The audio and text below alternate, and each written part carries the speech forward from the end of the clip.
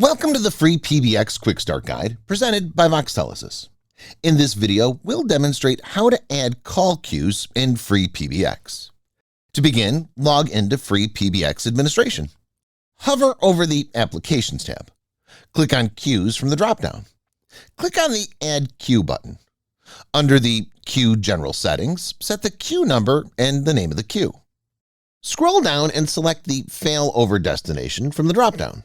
This is where this call will go if there are no agents or if it meets a timeout. Scroll back up and click on the Queue Agents tab. Add static agents. The static agents are assumed to be in the queue all the time. Add dynamic agents. The dynamic agents are the type of agent that can log in and out of the queue. These are the basic settings of a call queue. The following are other notable settings. Click on the Timing and Agent Options tab. From here, you can set the maximum wait time people can be stuck in the queue. Click on the Capacity Options tab.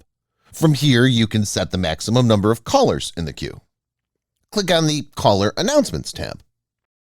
The frequency setting configures how often the caller's position in the queue and estimated hold time is announced. The Announce Position setting lets the caller know what position they're in. The IVR breakout menu setting lets the caller leave the queue and enter an IVR. The IVR must have single-digit dial options. The repeat frequency setting configures the time to repeat the IVR breakout option. Click on Submit, then click on Apply Config in the top right corner of the screen. Congratulations!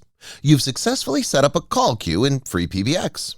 Check back for more helpful videos on FreePBX as well as other helpful guides.